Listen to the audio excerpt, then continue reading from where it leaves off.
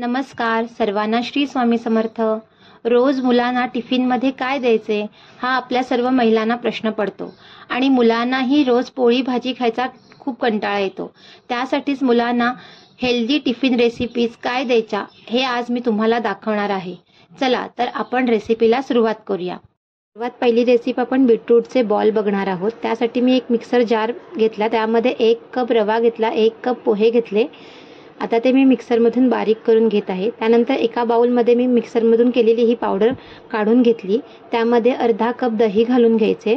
सर्व मिश्रण व्यवस्थित एकत्र करायचे। पुन्हा मिक्सर जारमध्ये थोडेसे कापलेले गाजर, थोडेसे कापलेले बीटरूटचे तुकडे, त्यानंतर त्यामध्ये एक लसणाची पाकळी घालायची, थोडासा आल्याचा तुकडा घालायचा आणि पुन्हा हे सर्व मिश्रण आपल्याला मिक्सरमध्ये बारीक करून घ्यायचे। हे बारीक केलेले मिश्रण आपण जे बॅटर तयार केले होते त्यामध्ये घालून घ्यायचे आणि सर्व एकत्र करून घ्यायचे।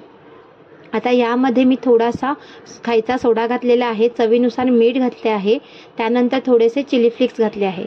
आता सर्व मिश्रण पुन्हा एकत्र करून 10 मिनिटांसाठी झाकण ठेवून द्यायचे।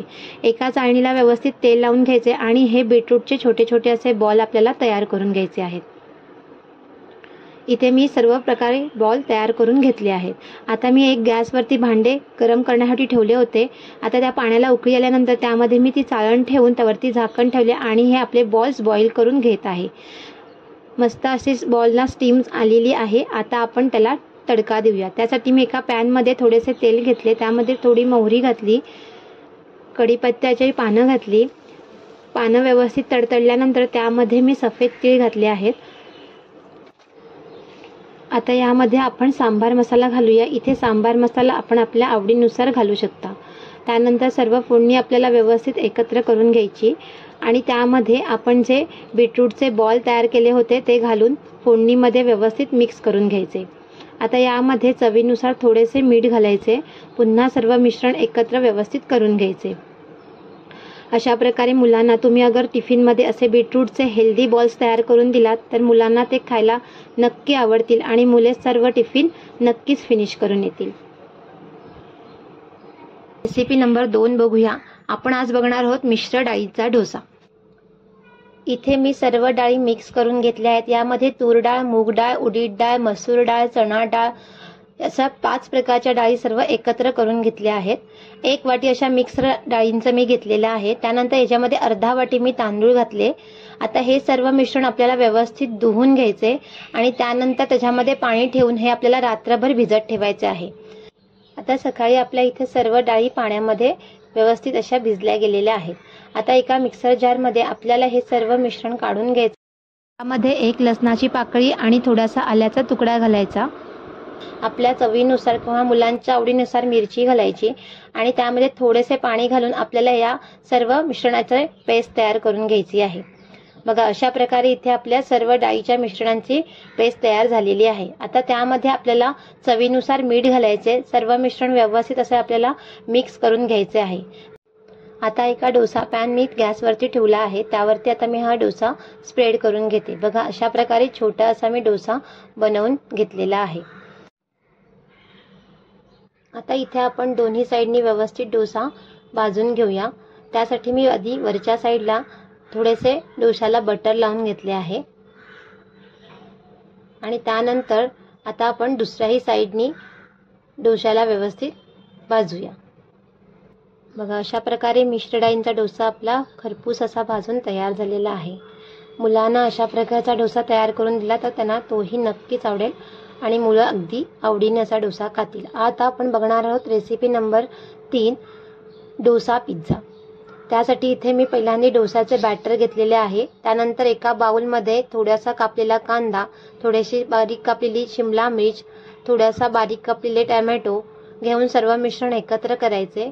त्यामध्ये 1 चमचा मेयोनीज, 1 चमचा पिझ्झा सॉस घालायचा। त्यानंतर थोडेसे चिली फ्लेक्स घालायचे। त्यानंतर त्यामध्ये थोडेसे ओरिगॅनो घालायचे, चवीनुसार मीठ घालायचे। पुन्हा सर्व मिश्रण एकत्र करून घ्यायचे। अशा प्रकारे आपल्याला हे पिझ्झाचे टॉपिंग तयार करून घ्यायचे आहे। त्यानंतर एका पॅनमध्ये व्यवस्थित पॅनला बटर लावून घ्यायचे। त्यानंतर आपल्या ह्या डोसाचे बॅटर पॅनमध्ये घालून घ्यायचे आहे। थोडा असा जाडसरच आपल्याला इथे डोसा घालून घ्यायचा आहे। त्यानंतर डोसा आपला घालून झाल्यावरती त्याच्यावरती झाकण ठेवून आपल्याला डोसा प्रथम व्यवस्थित असे शिजवून घ्यायचा आहे। बघा आपला आता डोसा व्यवस्थित असा शिजला गेलेला आहे। आता आपण त्याला थोडीशी दुसऱ्या साईडनेही शिजवून घेऊया। दोन्ही साईडनी डोसा शिजून झाल्यानंतर त्यावरती आपल्याला आपण जे हे पिझ्झाचे टॉपिंग तयार केले होते ते घालून घ्यायचे। व्यवस्थित असे सगळीकडे आपल्याला पिझ्झाचे टॉपिंग घालायचे आहे। त्यानंतर त्याच्यावरती मोझरेला चीज घालून घेऊया। त्यानंतर पुन्हा त्याच्यावरती 2 मिनिटांसाठी झाकण ठेवायचं। आता आपला पिझ्झा इथे तयार झालेला आहे। त्याला आता आपण प्लेटमध्ये काढून घेऊया।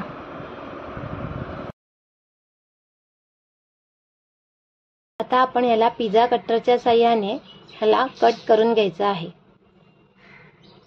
अशा प्रकारे मी पिझ्झाचे 4 पीस तयार करून घेत आहे।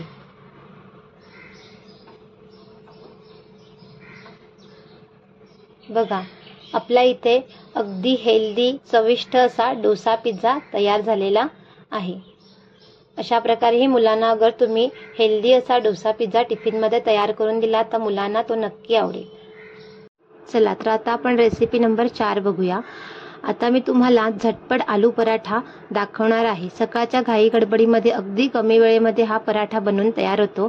त्यासाठी मी इथे रात्रीच बटाटे बॉईल करून घेतले होते। आता मी सकाळी त्याची साले काढली आणि ते आता एका किसणीने मी किसून घेत आहे। बटाटे किसून झाल्यानंतर त्यामध्ये मी थोडीशी लसणाची पेस्ट घातली, 2 चमचे पांढरे तीळ घातले, थोडीशी कोथिंबीर घातली, 1 चमचा तिखट घातल्या, अर्धा चमचा हळद घातली, थोडीशी धणा पावडर, थोडीशी जिरा पावडर आणि चवीनुसार मीठ घालून सर्व मिश्रण व्यवस्थित एकत्र करून घेतले। सर्व मिश्रणामध्ये मी 1 पळी तेल घातले आणि पुन्हा सर्व बटाट्याला सगळे लावलेले आपले मसाले आणि तेल व्यवस्थित लावून घेतले। त्यानंतर आपल्या अंदाजाने आपल्याला जेवढ्या प्रमाणात आलूचे पराठे बनवायचे आहेत त्याप्रमाणे आपण ह्याच्यामध्ये पीठ घ्यायचे आहे। इथे मी 2 वाट्या पीठ घेतले आहे। आता मला थोडे थोडे पाणी टाकून मी हे पीठ व्यवस्थित मळून घेणार आहे। पीठ मळताना पाणी अगदी कमी प्रमाणातच वापरावे लागते। आता माझे सर्व पीठ मळून झाले। आता मी थोडेसे तेल घालून पुन्हा व्यवस्थित सर्व पिठाला तेल लावून घेत आहे। अशा प्रकारे आपल्याला व्यवस्थित असे आपल्याला पूर्ण पीठ मळून घ्यायचे आहे।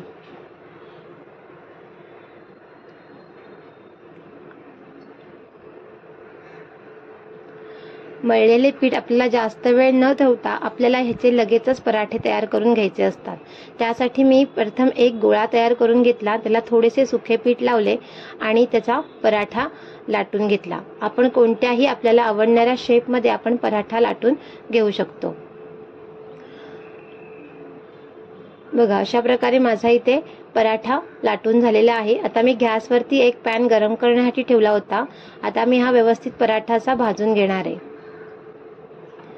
इथे मी पराठ्याला थोडेसे वरून तेल लावून घेतले। तुम्ही तेलाऐवजी इथे तुपाचाही वापर करू शकता किंवा बटरही लावू शकता।